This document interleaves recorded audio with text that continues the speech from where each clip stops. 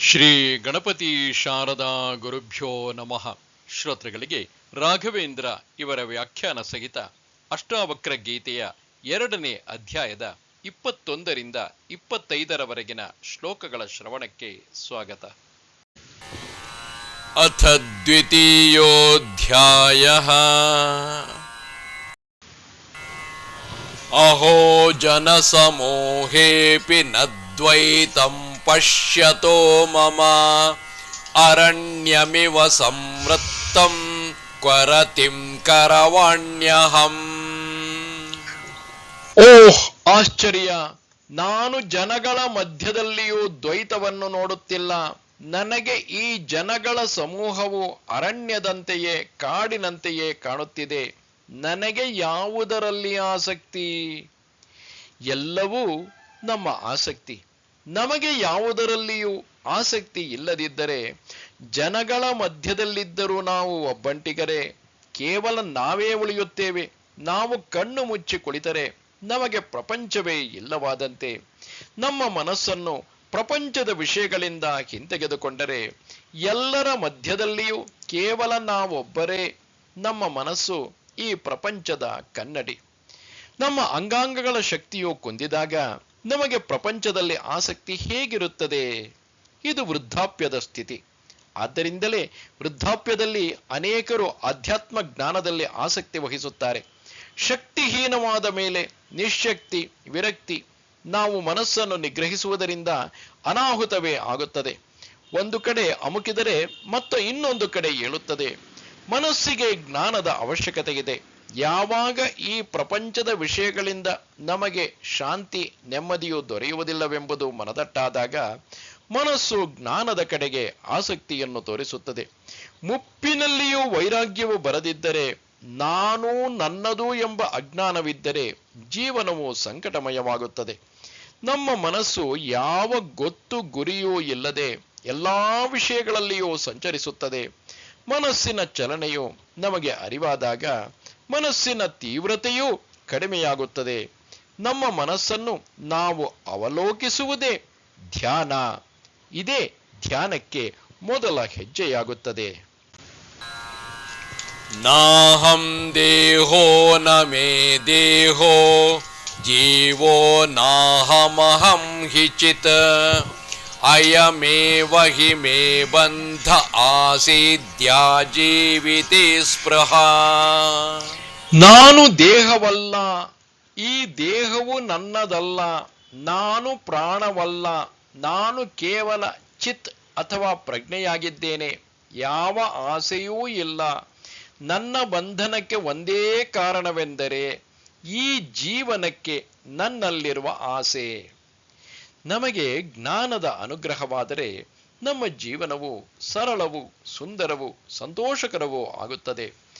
ನಾನು ಎನ್ನುವುದು ದೇಹವಲ್ಲ. ಈ ದೇಹವು ಆಹಾರದಿಂದ ಮಾಡಲ್ಪಟ್ಟಿದೆ. ನಾವು ತಿನ್ನುವ ಆಹಾರವೇ ಈ ದೇಹವಾಗಿದೆ. ಈ ದೇಹವು ಸಣ್ಣ ಮಗುವಾಗಿತ್ತು. ಆಹಾರವನ್ನು ತಿಂದು ತಿಂದು ಅದು ಬೆಳೆದು ದೊಡ್ಡದಾಗಿದೆ. ಈ ದೇಹವು ನನ್ನದಲ್ಲ. ಈ ದೇಹವು ಪ್ರಕೃತಿಯಿಂದಲೇ ಮಾಡಲ್ಪಟ್ಟಿದೆ. ನಾನು ಪ್ರಾಣವೂ ಅಲ್ಲ. ಪ್ರಾಣವು ಆಹಾರದಲ್ಲಿದೆ, ಗಾಳಿಯಲ್ಲಿದೆ, ನೀರಿನಲ್ಲಿದೆ. ಪ್ರಕೃತಿಯಲ್ಲಿರುವ ಶಕ್ತಿಯೇ ಪ್ರಾಣ. ಈ ಪ್ರಾಣವೇ ದೇಹಗಳನ್ನು ಜೀವಂತವನ್ನಾಗಿ ಮಾಡುತ್ತದೆ. ಹಾಗಾದರೆ ನಾನು ಯಾರು? ನಾನು ಕೇವಲ ಪ್ರಜ್ಞೆಯಾಗಿದ್ದೇನೆ, ಚಿತ್ ಸ್ವರೂಪವಾಗಿದ್ದೇನೆ.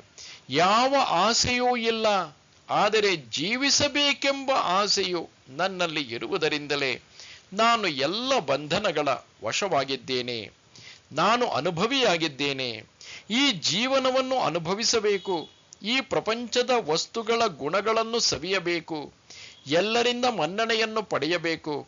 ಈ ಪ್ರಪಂಚದ ಭಾವನೆಗಳಾದ ಅಧಿಕಾರ, ಸಂಪತ್ತು ಮುಂತಾದ ಭಾವನೆಗಳನ್ನು ಅನುಭವಿಸಬೇಕೆಂಬ ಆಸೆಯು ನನ್ನನ್ನು ಈ ದೇಹದಲ್ಲಿ ಬಂಧಿಸಿದೆ. ಈ ಆಸೆಯು ನನ್ನನ್ನು ವಶೀಕರಿಸಿದೆ. ಈ ಆಸೆಗಳನ್ನು ಪೂರೈಸಿಕೊಳ್ಳಲು ದೇಹದ ಅವಶ್ಯಕತೆ ಇರುವುದರಿಂದ ನಾನು ಈ ದೇಹಕ್ಕೆ ವಶನಾಗಿದ್ದೇನೆ. ನನ್ನ ಆಸೆಯೇ ನನ್ನ ಬಂಧನ. ನನಗೆ ಜೀವಿಸುವ ಹಂಬಲಕ್ಕೆ ಕಾರಣ ನನ್ನ ಆಸೆಗಳು. ನನಗೆ ಆಸೆ ಇಲ್ಲದಿದ್ದರೆ ಈ ದೇಹದಲ್ಲಿ ಬಂಧಿಯಾಗುವ ಯಾವ ಅವಶ್ಯಕತೆಯೂ ಇಲ್ಲ. ಜೀವಿಸಬೇಕೆಂಬ ಆಸೆಯೇ ನನ್ನ ಬಂಧನಕ್ಕೆ ಕಾರಣ. ಅಂದರೆ ಆತ್ಮಜ್ಞಾನದ ಅಭಾವವೇ, ನನ್ನ ಸ್ವರೂಪದ ಅಜ್ಞಾನವೇ, ನಾನು ಯಾರೂ ಎಂಬ ಅರಿವಿಲ್ಲದಿರುವುದೇ ನನ್ನ ಆಸೆಗಳಿಗೆ ಆಶ್ರಯವಾಗಿದೆ. ಅಹೋ ಭುವನ ಕಲ್ಲೋಲೈರ್ವಿಚಿತ್ರೈರ್ದ್ರಾಕ್ಷಮುತ್ಥಿತಂ ಮಯ್ಯನಂತ ಮಹಾಂಬೋಧೌ ಚಿತ್ತವಾತೆ ಸಮುದ್ಯತೆ. ಓಹ್, ಇದು ಆಶ್ಚರ್ಯಕರವಾಗಿದೆ. ನನ್ನ ಅನಂತ ಮಹಾಪ್ರಜ್ಞಾ ಸಾಗರದಲ್ಲಿ, ಅಂದರೆ ಓಷನ್ ಆಫ್ ಸುಪ್ರೀಂ ಕಾನ್ಷಿಯಸ್ನೆಸ್, ಶಕ್ತಿಯ ಚಲನೆಯಿಂದ ಮನಸ್ಸೆಂಬ ಭಾವನೆಗಳೆಂಬ ಅಲೆಗಳು ಉತ್ಪತ್ತಿಯಾಗುತ್ತವೆ. ಈ ಶ್ಲೋಕವು ಅತ್ಯಂತ ವಿಜ್ಞಾನಮಯವಾಗಿದೆ. ಪ್ರಶಾಂತವಾದ ನೀರಿನ ಸರೋವರದ ಮೇಲೆ ಕಲ್ಲನ್ನು ಒಗೆದರೆ ಅಲೆಗಳ ಉತ್ಪತ್ತಿಯಾಗುತ್ತದೆ. ಶಕ್ತಿಯ ಚಾಲನೆಯಾದಾಗ ಅಲೆಗಳ ಉತ್ಪಾದನೆ ಮತ್ತು ಚಾಲನೆ. ಶಕ್ತಿಯು ಎಲ್ಲೆಲ್ಲಿಯೂ ಇದೆ. ಪ್ರಜ್ಞಾಕಾಶವು ಹಿನ್ನೆಲೆಯಾಗಿ ಎಲ್ಲೆಲ್ಲಿಯೂ ಇದೆ. ಈ ಶಕ್ತಿಯು ಪ್ರಜ್ಞಾಕಾಶವನ್ನು ಕಲಕಿದಾಗ ಭಾವನೆಗಳ ಉತ್ಪತ್ತಿಯಾಗುತ್ತದೆ. ಇಲ್ಲಿ ಭಾವನೆಗಳೆಂದರೆ ಮನಸ್ಸು. ಪ್ರಜ್ಞಾಕಾಶದಿಂದ ಮನಸ್ಸಿನ ಉತ್ಪತ್ತಿ. ಈ ಮನಸ್ಸೇ ಆಸೆ. ಶಕ್ತಿಯು ಪ್ರಕೃತಿಯ ಸಾರ. ನಮ್ಮ ಪ್ರಜ್ಞಾಕಾಶದಲ್ಲಿ ಭಾವನೆಗಳೆಂಬ ಅಲೆಗಳು. ಈ ಅಲೆಗಳು ಶಕ್ತಿಯ ಮತ್ತು ಪ್ರಜ್ಞೆಯ ಮಿಶ್ರಣವಾಗಿ ಕಂಡರೂ ಪ್ರಜ್ಞಾಸಾಗರವು ಶಕ್ತಿಯೊಡನೆ ಒಂದಾಗುವುದಿಲ್ಲ. ಪ್ರಜ್ಞಾಕಾಶದ ಹಿನ್ನೆಲೆಯಲ್ಲಿ ಶಕ್ತಿಯು ತಾಂಡವವಾಡುತ್ತದೆ. ಅಲೆಗಳು ಸಾಗರದ ನೀರಿನಿಂದ ಭಿನ್ನವಾಗಿ ಕಂಡರೂ ಅಲೆಗಳು ಸಾಗರದ ನೀರೇ ಆಗಿದೆ. ಹಾಗೆಯೇ ನಮ್ಮ ಪ್ರಜ್ಞೆಯ ಸಾಗರದಂತೆ ನಮ್ಮ ಭಾವನೆಗಳು ಅಲೆಗಳನ್ನು ಉಂಟು ಮಾಡುವ ಕಲ್ಲುಗಳಂತೆ. ಭಾವನೆಗಳು ಅಂದರೆ ಆಸೆಗಳು ಶಕ್ತಿಯ ಸಹಾಯದಿಂದ ಚಲಿಸುತ್ತವೆ. ಈ ಭಾವನೆಗಳಿಗೆ ಅಂಟಿಕೊಂಡಿರುವ ಜೀವವೇ ಅಲೆಗಳ ಚಲನೆಗೆ ಶಕ್ತಿಯಾಗಿದೆ. ಶಕ್ತಿಗಿದ್ದರೆ ಆಸೆ. ಈ ಶಕ್ತಿಯ ಅಲೆಗಳು ಕಾಲದ ಪ್ರಕಾರ ಏರಿಳಿತವಾಗುತ್ತದೆ. ಕಾಲಾನುಕ್ರಮದಲ್ಲಿ ಶಕ್ತಿಯು ಕ್ಷೀಣಿಸುತ್ತದೆ. ಎಲ್ಲಾ ಸೃಷ್ಟಿಗೂ ಪ್ರಜ್ಞಾಕಾಶವೇ ಆಧಾರ. ಎಲ್ಲಿ ಶಕ್ತಿಯೋ ಅಲ್ಲಿ ಸೃಷ್ಟಿ. ಮಯ್ಯನಂತ ಮಹಾಂಬೋಧೌ ಚಿತ್ತವಾತೆ ಪ್ರಶಾಮ್ಯತಿ ಅಭಾಗ್ಯಾಜ್ಜೀವವಣಿಜೋ ಜಗತ್ಪೋತೋ ವಿನಶ್ವರಃ. ನನ್ನ ಅನಂತ ಪ್ರಜ್ಞಾಕಾಶದ ಮಹಾಸಾಗರದಲ್ಲಿ ಮನಸ್ಸೆಂಬ ಅಲೆಗಳು ಶಾಂತವಾದಾಗ ಸಾಗರದಲ್ಲಿ ಪ್ರಪಂಚವೆಂಬ ದೋಣಿಯಲ್ಲಿರುವ ಅಲೆಗಳ ಮೇಲೆ ಚಲಿಸುತ್ತಿರುವ ವ್ಯಾಪಾರಸ್ಥನೋ ಎಂಬ ಅಭಾಗ್ಯವಾದ ಜೀವವು ಅಲೆಗಳೊಡನೆ ನಾಶವಾಗುತ್ತದೆ. ಈ ಶ್ಲೋಕವನ್ನು ಅರ್ಥ ಮಾಡಿಕೊಳ್ಳಲು ಪ್ರಯತ್ನ ಮಾಡೋಣ. ನಮ್ಮ ಪ್ರಜ್ಞಾಕಾಶವು ಅಂದರೆ ಕಾನ್ಷಿಯಸ್ನೆಸ್ ಒಂದು ಶಾಂತ ಸರೋವರದಂತೆ. ಮೇಲೆ ಗಾಳಿಗೆ ಸ್ವಲ್ಪ ಅಲೆಗಳು ಕಂಡರೂ ಆಳದಲ್ಲಿ ಎಲ್ಲವೂ ಸ್ತಬ್ಧವಾಗಿರುತ್ತದೆ. ನಮ್ಮ ಮನಸ್ಸಿನಲ್ಲಿ ಯಾವ ಯೋಚನೆಯೂ ಇಲ್ಲವಾದಾಗ ನಮ್ಮ ಪ್ರಜ್ಞೆಯಾಕಾಶವು ಶಾಂತ ಸರೋವರದಂತೆಯೇ ಇರುತ್ತದೆ. ನಮ್ಮ ಮನಸ್ಸಿನಲ್ಲಿ ಯಾವುದಾದರೂ ವಿಷಯವೋ ಹೊಕ್ಕಿದ್ದರೆ ಅದು ನಮ್ಮ ಪ್ರಜ್ಞಾಕಾಶದಲ್ಲಿ ಕಲ್ಲು ಹೊಡೆದಂತೆ ಅಲೆಗಳು ಉತ್ಪತ್ತಿಯಾಗುತ್ತದೆ. ಈ ನಮ್ಮ ಪ್ರಜ್ಞಾಕಾಶದಲ್ಲಿ ಕ್ಷೋಭೆಯುಂಟಾಗುತ್ತದೆ. ಇದನ್ನು ಅನುಭವಿಸುವುದು ಜೀವನಕ್ಕೆ ಅಂಟಿಕೊಂಡಿರುವ ಅಭಾಗ್ಯವಾದ ಜೀವ. ಜೀವವು ಅಶಾಂತಿಯನ್ನು ಅನುಭವಿಸುತ್ತದೆ. ನಮ್ಮ ಮನಸ್ಸಿನಲ್ಲಿ ಯಾವ ಭಾವನೆಗಳನ್ನು ಇಟ್ಟುಕೊಳ್ಳದಿರುವುದೇ ನಮ್ಮ ಮನಸ್ಸಿನ ಶಾಂತಿಗೆ ಉಪಾಯ. ಯಾವುದೂ ಶಾಶ್ವತವಲ್ಲ, ಯಾವುದೂ ನಾವಲ್ಲ, ನಮ್ಮದಲ್ಲ, ಯಾವುದರಿಂದಲೂ ನಾನಲ್ಲ, ಎಲ್ಲವೂ ಬಂದು ಹೋಗುವವು. ನಮ್ಮ ಮನಸ್ಸಿನ ಶಾಂತಿಯು ಯಾವುದರ ಮೇಲೂ ಅವಲಂಬಿಯಾಗಬಾರದು. ನಮ್ಮ ಪ್ರಜ್ಞಾಕಾಶಕ್ಕೂ ಮತ್ತು ಪ್ರಪಂಚಕ್ಕೂ ಮಧ್ಯೆ ನಮ್ಮ ಮನಸ್ಸಿದೆ. ಈ ನಮ್ಮ ಮನಸ್ಸು ನಮ್ಮ ಪ್ರಜ್ಞೆಗೆ ಬಾಗಿಲಿದ್ದಂತೆ.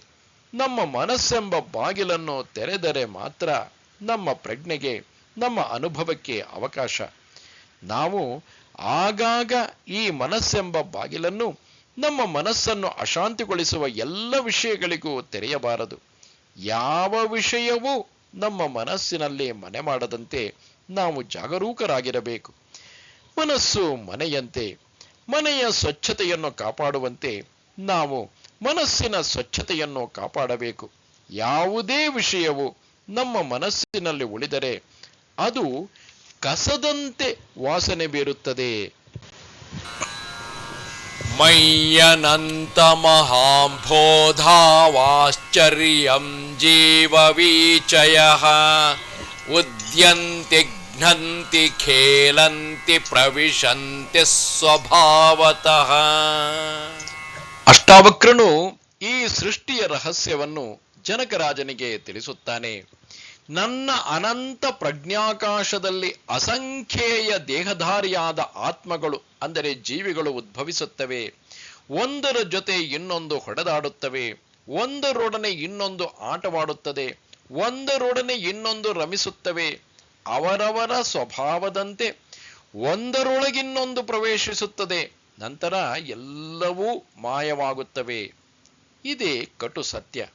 ಈ ಅನಂತ ಮಹಾಪ್ರಜ್ಞಾಕಾಶದಲ್ಲಿ ಅಂದರೆ ಪೂರ್ಣ ಪ್ರಜ್ಞಾಕಾಶದಲ್ಲಿ ಸುಪ್ರೀಂ ಕಾನ್ಷಿಯಸ್ನೆಸ್ ಎಲ್ಲಾ ಕಾಲ ದೇಶಗಳು ಶಕ್ತಿಗಳು ದೇವತೆಗಳು ಒಳಗೊಂಡಿವೆ. ಇದರಲ್ಲಿಯೇ ಎಲ್ಲರೂ ಎಲ್ಲವೂ ಮಾನವರು ಪ್ರಾಣಿಗಳು ಎಲ್ಲವೂ ಉದ್ಭವವಾಗುತ್ತವೆ, ಜೀವಿಸುತ್ತವೆ, ಕೊನೆಗೆ ಎಲ್ಲವೂ ಮಾಯವಾಗುತ್ತವೆ. ಅನೇಕ ಸಾಮ್ರಾಜ್ಯಗಳು ಧರ್ಮಗಳು ಸಂಸ್ಕೃತಿಗಳು ಬಂದು ಹೋದವು. ಯಾವುದು ಉದ್ಭವವಾಗುತ್ತದೆಯೋ ಅದು ಮಾಯವಾಗುತ್ತದೆ. ಕೊನೆಗೆ ಎಲ್ಲರೂ ಮಣ್ಣಾದರು ಎಂಬಂತೆ ಎಷ್ಟೇ ಪ್ರತಿಭಾನ್ವಿತರು ಯೋಗಿಗಳು ಭೋಗಿಗಳು ರೋಗಿಗಳು ಎಲ್ಲರೂ ಅಂತ್ಯವನ್ನು ಕಾಣುತ್ತಾರೆ. ಕಾಲ ಸಮುದ್ರದಲ್ಲಿ ಕರಗಿ ಮಾಯವಾಗುತ್ತಾರೆ. ಈ ಮಹಾಪ್ರಜ್ಞಾಕಾಶವೊಂದೇ ನಿಜ ಸತ್ಯ, ಬೇರೆಲ್ಲವೂ ಮಿಥ್ಯ. ಮಾಯೆ ಬಂದು ಹಾಯ್ದು ಹೋಗುವ ದೃಶ್ಯಗಳು. ಅವರವರ ಅತಿ ಸಣ್ಣ ಕಾಲದ ಗಳಿಗೆಯಲ್ಲಿ ಒಂದರೊಡನೆ ಇನ್ನೊಂದು ಹೊಡೆದಾಡುತ್ತದೆ, ಆಟಗಳಾಡುತ್ತದೆ, ರಮಿಸುತ್ತದೆ, ಒಂದರೊಳಗೊಂದು ಪ್ರವೇಶಿಸುತ್ತದೆ. ಕೊನೆಗೆ ಎಲ್ಲವೂ ಮಾಯವಾಗುತ್ತವೆ.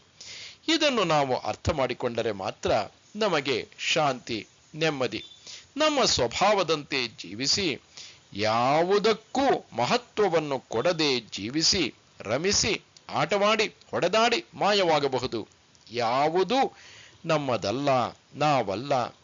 ಈ ಅಶಾಶ್ವತ ಪ್ರಪಂಚದಲ್ಲಿ ಎಲ್ಲವೂ ಬದಲಾಗುವ ಜಗತ್ತಿನಲ್ಲಿ ನಮ್ಮ ಮನಸ್ಸು ಶಾಶ್ವತೆಯನ್ನು ಕಾಣಲು ಪ್ರಯತ್ನಿಸುತ್ತದೆ.